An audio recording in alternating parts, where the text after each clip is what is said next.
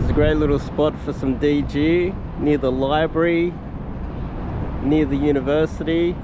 There's lots of nice flow here, easy to get into sets. We're out here doing some DG at the moment, and should you try to close every approach that you make, or should you follow through and make it go all the way through to its natural conclusion of every single approach, or should you try to feel it out a little bit more? And I think this is something that I've noticed recently with a lot of the guys out there, is that they're having a lot of trouble figuring that out. And they have this belief, the natural belief is that every single approach that they make, no matter how bad the approach is and no matter how bad the reaction from the girl is, they believe that they should be asking for the number anyway. The most common thing I'm hearing is, would you like to go for a coffee tomorrow? It's like, okay, you've had a bad interaction.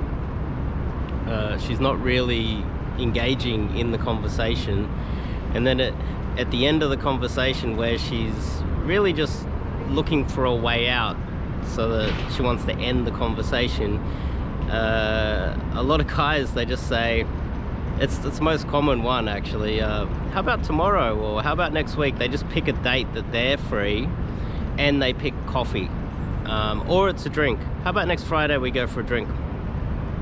There's two false assumptions there. The first one is you don't even know if she likes coffee and you don't even know if she likes to drink alcohol at all. She might not drink alcohol and she might not drink coffee. So what you're really doing there is you're gambling.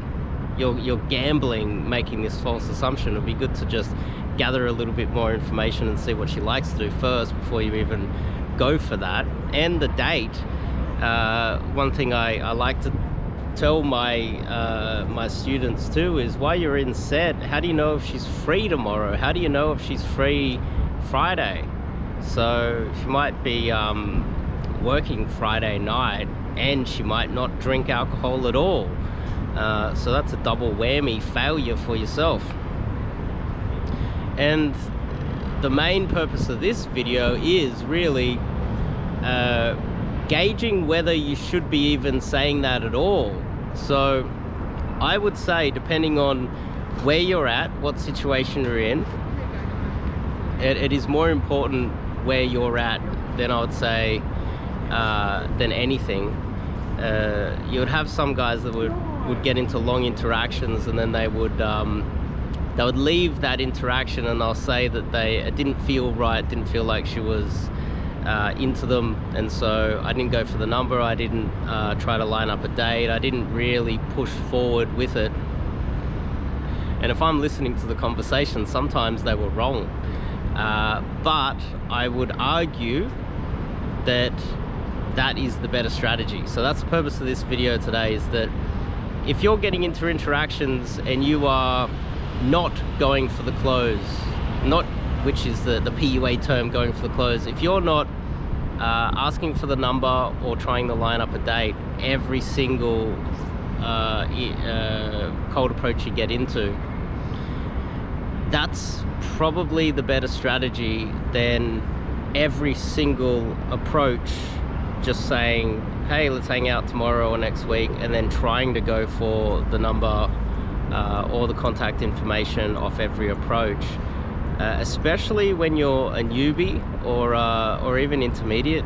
A lot of intermediates, what they do is they try to play the numbers game. It's like, get into it, canned lines, canned strategy, and then right at the end of it, they always go for the close regardless, and they don't care about the greater society. They don't care about what they're doing to just society in general. And so they're just going to play the numbers game and get what they can out of society, burn down entire areas, make a fool of themselves and everybody else. And I'll say that's the worst type of strategy there is. And that's one of the things that I'm bringing to the table here, is that this is the strategy that you guys should be using in a first world country, in a first world city. In cities like Sydney, if you go around just burning it down and trying to get the contact information even through poor approaches, this is when you have those news articles pop up. This is where you have those social media posts go viral. You have women making a complaint about something online, and then it goes to Twitter, and then it spirals out of control. And this is where the pickup community gets a bad reputation.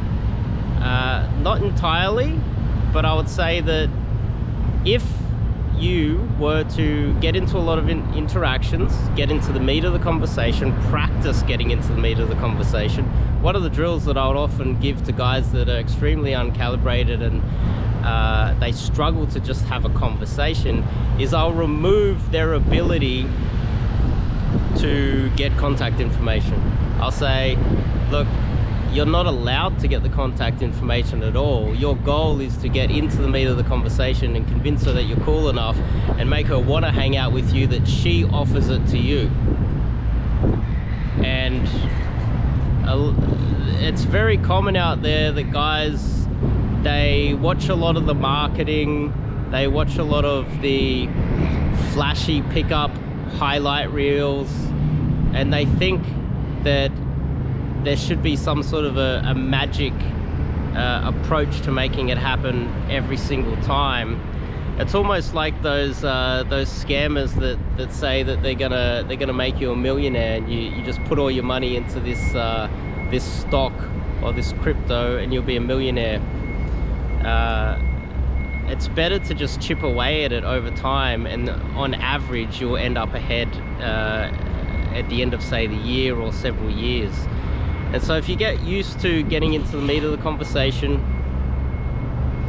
and getting used to those interactions and reading the girl and how she feels while she's in there, and you'll be able to gauge after a while whether she's actually into you or whether she wants to see you again. You don't really want to be going for these numbers and contact information where the girl's not really that into you, do you? Which most guys, I would say, do.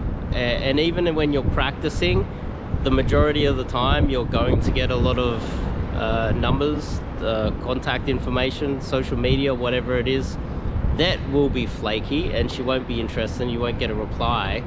But that's okay, because that always happens.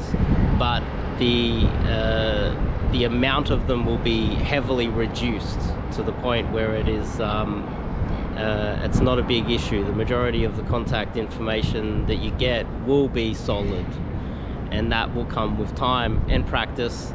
And I would say that this is the best strategy to it, to achieve that. A lot of guys are going to think that that takes too much time, that takes too much effort. I just want to get in there and just smash it out, spam approach, number close every girl, play the numbers game, and then just filter through all these numbers, and then whoever replies, whoever turns up, mass text hundreds of girls, and hopefully something pans out.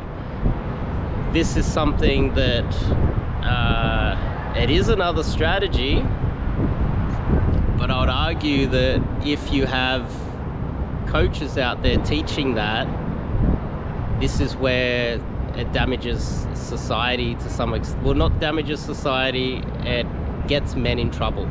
And that is, I would say, a responsible coach would come up with a strategy that not only works, but is good for society and keeps the guys that you're coaching out of trouble. So you don't want the guys you're coaching to get into trouble at all. So hopefully that made sense. If you like what I'm teaching here, sign up to my newsletter. Links in the description. You get 3 free videos and a PDF. And if you're interested in some coaching, you get some online coaching no matter where you are in the world. Fill out the form. Don't fill out the form if you're just inquiring. Fill out the form if you want to get some actual coaching. I'll see you guys in the next video.